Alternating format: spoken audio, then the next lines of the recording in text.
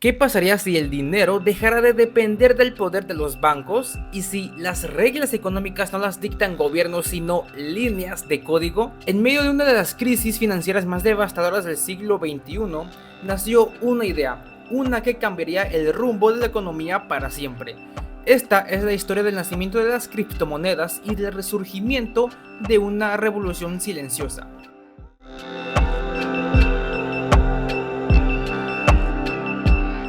Y hoy en día, cuando hablamos de criptomonedas, podemos pensar los más inexpertos que su nacimiento viene a partir de Bitcoin o de Ethereum o de todas estas criptomonedas más famosas, incluso con las criptomonedas meme, ¿no? Como las que hemos visto en algunas redes sociales. Pero realmente el nacimiento de las criptomonedas viene más atrás, viene a partir de los años 80 y 90, como ya lo explicaré en este video, donde prácticamente los que le hicieron posible este proyecto vienen siendo criptógrafos, programadores, que ya verán su historia a través de este video. Para entender por qué nacieron las criptomonedas, primero hay que entender el mundo que lo vio nacer. 2008. El sistema financiero mundial colapsaba. Millones de personas perdían sus ahorros, sus casas y su estabilidad. Bancos como Lehman Brothers caían y los gobiernos salían al rescate de los culpables, no de las víctimas. La confianza en el sistema se rompió. Pero mientras el caos económico sacudía a las masas, en rincones digitales poco conocidos se gestaba algo distinto. Un grupo de activistas, programadores y criptógrafos venía desde los años 90 pensando en cómo resistir a los abusos de poder mediante la tecnología. Se hacían llamar cypherpunks. Pero, ¿quiénes eran los cypherpunks? Los cypherpunks eran activistas, programadores y criptógrafos, como ya lo mencionaba, que desde los años 80 y 90 se unieron con un objetivo claro: usar la criptografía para proteger la privacidad y defender las libertades individuales en la era digital. La criptografía es la ciencia que se encarga de proteger la información mediante técnicas que la transforman para que solo personas autorizadas puedan entenderla. Este movimiento de cypherpunks nació en un contexto donde el internet empezaba a crecer, y con él las amenazas a la privacidad. Frente a esto, los cypherpunks no esperaron a que los gobiernos actuaran, ellos tomaron el control. Se reunían en foros y listas de correo, especialmente en una llamada Cypherpunks Mailing List, donde compartían ideas, propuestas y sobre todo escribían código. Una de sus frases más conocidas es "Cypherpunks who write code", porque no se trataba solo de hablar de libertad, se trataba de crear las herramientas para protegerla. Esta comunidad creía en la privacidad como un derecho humano y en la criptografía como la herramienta para defenderlo.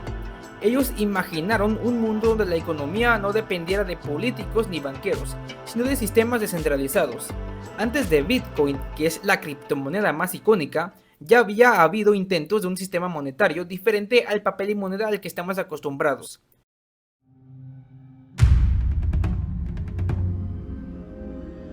Antes de Bitcoin, que fue el proyecto que resalta en todo este mundo de las criptomonedas, hubo otros dos proyectos de criptomonedas que se ejecutaron alrededor de los 80s y 90s, que fueron un antes y un después para que cumplieran con las características las nuevas criptomonedas, para que así pudieran ser anónimas y pudieran ser efectivas, ¿no? Es como los que iniciaron en este proyecto y sembraron las características con las que debía tener las criptomonedas, con las que debían operar, para que después se cosecharan los proyectos más exitosos que conocemos hoy en día. David Chaum creó DigiCash en los años 90.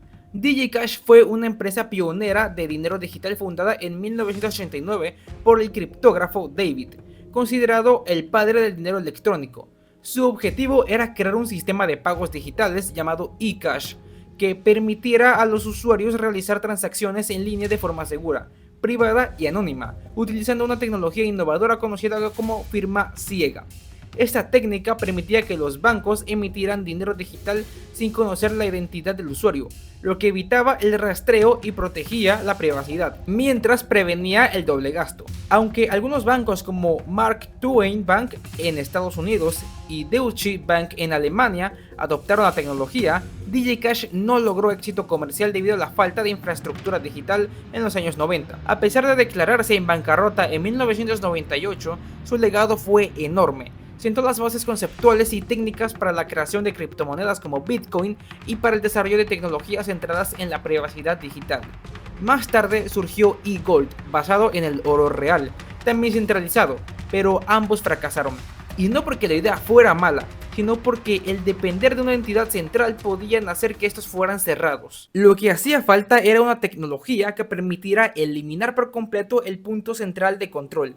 Y entonces, el 31 de octubre de 2008, Satoshi Nakamoto publicó un mensaje en la lista de correos Cryptography Mailing List titulado Bitcoin, P2P y Cash Paper, donde anunció por primera vez la creación de Bitcoin, un sistema de efectivo electrónico completamente peer-to-peer que no dependía de terceros de confianza como los bancos. En ese mensaje, Satoshi compartió el enlace de white paper Bitcoin, a Peer-to-Peer Electronic Cash System, en el cual describe cómo su propuesta permitía realizar transacciones directas entre usuarios mediante una red descentralizada que utilizaba pruebas de trabajo, lo conocido como Proof of Work, para validar bloques y prevenir el doble gasto, todo mientras preservaba la privacidad de los usuarios.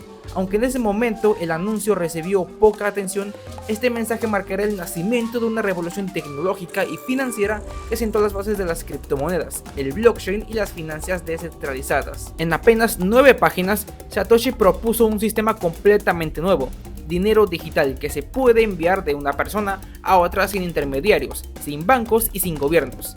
La clave: una tecnología llamada blockchain, una cadena de bloques que registra todas las transacciones y que está distribuida entre miles de computadoras.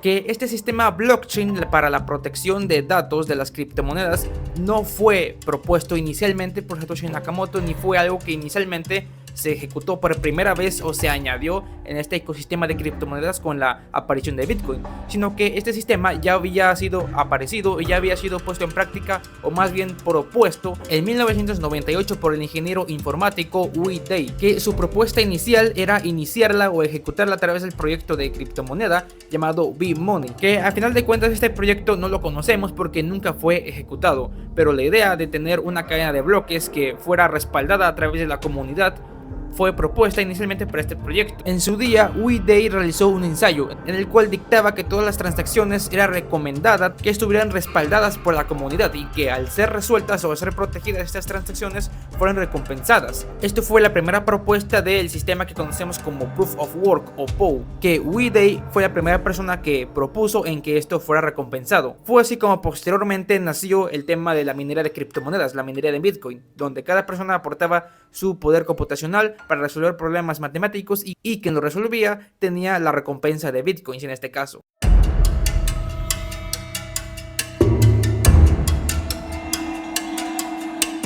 En enero de 2009, Satoshi minó el primer bloque de la historia, el bloque Génesis. Este bloque Génesis fue el primero de la cadena de bloques de Bitcoin, marcando oficialmente el inicio de la red. Este bloque especial, también conocido como bloque cero, contiene en su transacción Coinbase un mensaje oculto con la frase 3 de enero de 2009, el ministro de Hacienda al borde de un segundo rescate bancario. Un titular real del periódico The Times que alude a los rescates bancarios durante la crisis financiera de 2008 y refleja la motivación ideológica detrás de Bitcoin como una alternativa descentralizada al sistema financiero tradicional. El bloque incluía una recompensa de 50 bitcoins que, por diseño, no puede ser gastada, lo que refuerza su carácter simbólico como el origen de una revolución tecnológica, económica y sin precedentes. Bitcoin no necesitaba de bancos para operar, cada usuario podía tener su propia billetera y cada transacción queda registrada en un bloque, a esto se le conoce como Proof of Work. El Proof of Work o POW es un mecanismo de consenso utilizado en criptomonedas como Bitcoin para validar transacciones y asegurar la red de manera descentralizada.